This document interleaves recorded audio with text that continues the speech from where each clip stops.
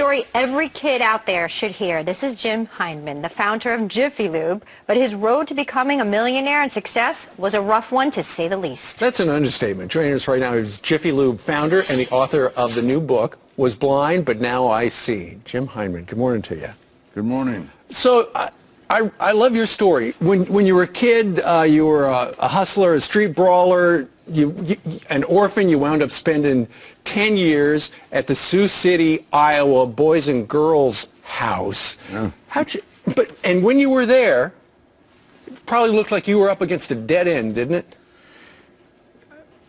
When I got there, I told them you weren't going to keep me here. And the next day I got out of the cell, and I said, maybe things are different than I thought, because I had been a street boy, and I had shined shoes and sold papers and learned my way around the streets. Learned that until you learn to stand up for yourself, you're not going to have anything. Right. And it became part of the foundation that led me to believe in never, never, never giving up. It led me to keep looking no matter when someone tells you, as they did me, you're legally blind, there's nothing more we can do, we'll see you later. I said that can't be the end, and kept on looking and discovered this implantable miniature telescope. That's Wow. right. And in between those, in that time there, what's amazing to me is you have such grit and determination in the face of challenge. I mean, you went on to get a football scholarship, and then you left business for a while to coach Western Maryland's college team, which had a losing football team in 1976. 2 years later, the team was the best in their division under your leadership. What is it about you? I mean, what is your motivation to keep pushing through some situations that are tough? Well, I learned very young that you got to have a dream to make a dream come true. And you have to work really hard. You have to practice, practice, practice in order to get better, better, better.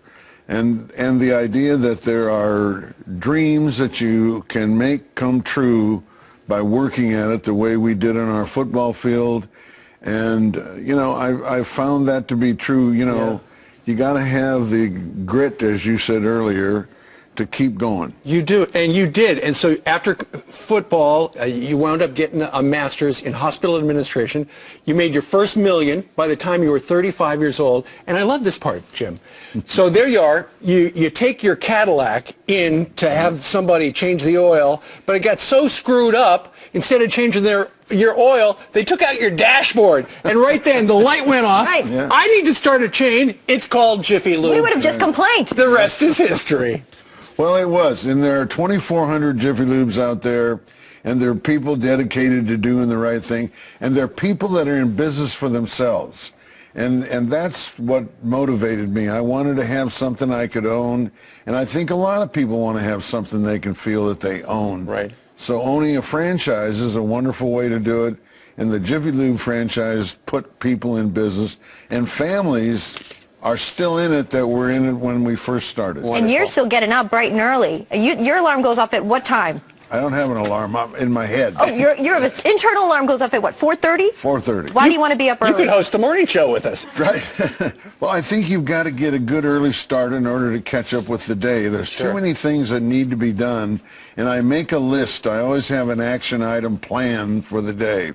And it's just like we have a 2-year campaign to sell this book, to raise money, to bring people aware of macular degeneration. Which you have suffered from significantly. You've got a telescope implanted in your left eye at Johns Hopkins. Right. Was blind, but now I see 15 million in the U.S. suffering from this, you say. Right. 40 million likely to have macular degeneration by 2020. Yeah. Unreal. It's an epidemic, and yet it's a silent epidemic because you get depressed and you withdraw and you don't. And as much as I was outgoing and on boards and tremendously active in the racehorse business and, traveled and then there's no way to go because you can't. I mean, I was at a horse race and the first time I realized I couldn't see my horse. I mean, I couldn't see it in the post parade. And they said, well, Coach, it's right there. And then I Figured it out. Something's gone haywire. The fun was gone. Yeah. Well, a challenge amidst challenges in your life, but you push through with such resilience and strength. If it was on your list today to inspire millions of people, you can check that off right now. It has been our honor to speak with you, and we wish you the Jim, very best. Thank you very Was much. Blind But Now I See is the book. Ladies and gentlemen, Mr. Jiffy Lube. That's right. Very nicely done. Wow.